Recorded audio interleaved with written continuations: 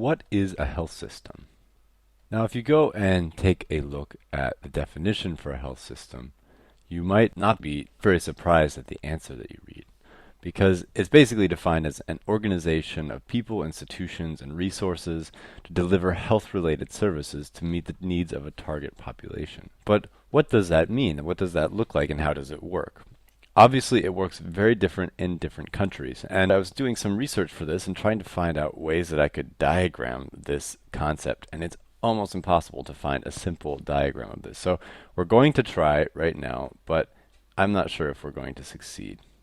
So we're going to start with kind of what is meant to be at the core of healthcare, which is prevention and care.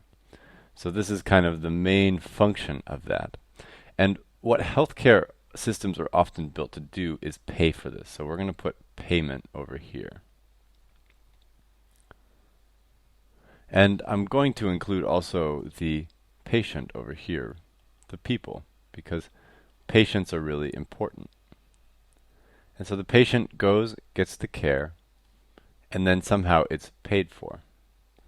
And how this works in a traditional sort of economic sense, like in the sort of liberal economic sense, is the patient goes to a hospital or a clinic, they get their care, and then they pay for it. And most of the prevention they do themselves. So it's kind of an agreement that would be done between a doctor. The prevention work would be the doctor saying, don't do this, patient doesn't do it. If they do, they pay for it. And that's just a very simple system. But in the modern era, healthcare has become obviously much more expensive and harder to manage. There's so many different kinds of diseases out there. There's so many things that need to be taken care of. And slowly over time, things have started popping up in order to sort of take care of this. One of the major sort of players is the government. And the governments of different countries have taken different approaches to this. So if you look at the United States, they've never really taken a really strong leading role in prevention and care. They've tried to leave that to the private sector. Whereas countries like England, for example, and to name another Western example, has always taken sort of more of a heavy-handed role in prevention and care for patients and of diseases. Obviously, you have all these doctors and clinics and things like that. That's something that you've always had, so I'm just going to include those in there as well. So clinics, and you can understand when I write clinics, also just understand hospitals as well. Doctors and nurses.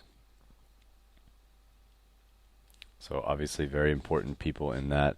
In some societies, you also have healers who are now, through lots of different programs, being integrated into the healthcare systems as well, although that's a very touchy topic that we might talk about later.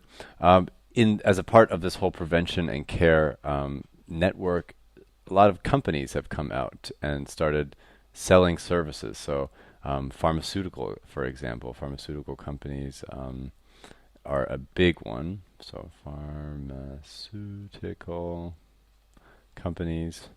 And you also, over time, have also gotten a lot of NGOs, non-governmental organizations. So these are organizations that aren't affiliated with the government. A lot of them are sort of fundraising to solve some sort of problem. To pay for the solution to some kind of problem. So they've kind of come in and joined in this effort to do prevention campaigns or to provide care for people who are sick. You also have insurance companies, which came up at some point, and who are a very strong in certain countries, a very strong component of the entire system. They are a very deciding factor in all of this. And they are sometimes related directly to the prevention and care, although that actually, I should maybe put that as a dotted line because that's not always the case. In some places they are, in some places they're not. And then they're always involved in payment because that's essentially what they were built to do. Insurance companies were built to pay for these problems.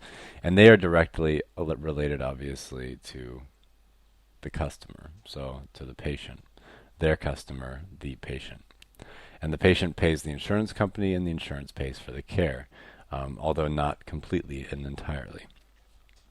So you've got your payment, you've got your government over here, you've got your insurance company. Sometimes your government is paying for things. So sometimes the insurance company is not paying for it. Sometimes it's the government.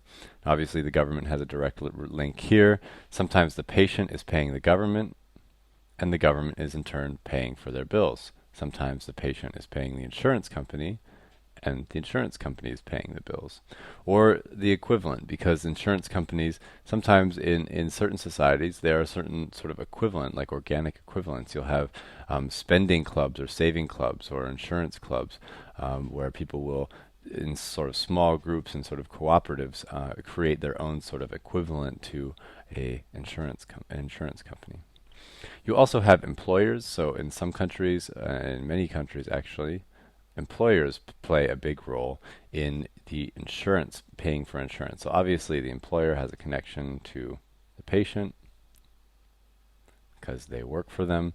And sometimes in some systems, the employer is paying for a certain part of the care. Sometimes, and not as commonly, but sometimes the employer is actually providing the care. So large companies will sometimes have their own clinic and their own prevention programs and things like that.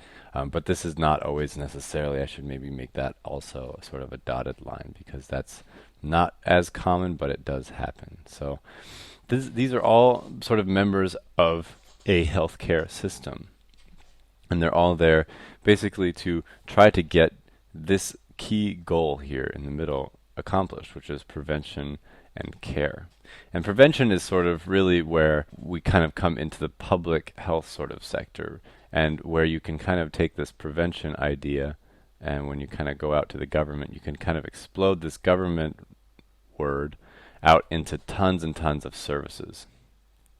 So, for example, you might not think about it this way, but trash collection or something like that is a prevention service that does relate back to healthcare, or water purification, or lots of things that are maybe not necessarily something you would directly think of. You wouldn't think of health when you think of them, but these services are provided by the government and do sort of work towards public health goals that they've set and are all a part of this healthcare system. So this is kind of an overview of what a healthcare system can look like. It doesn't always look like this.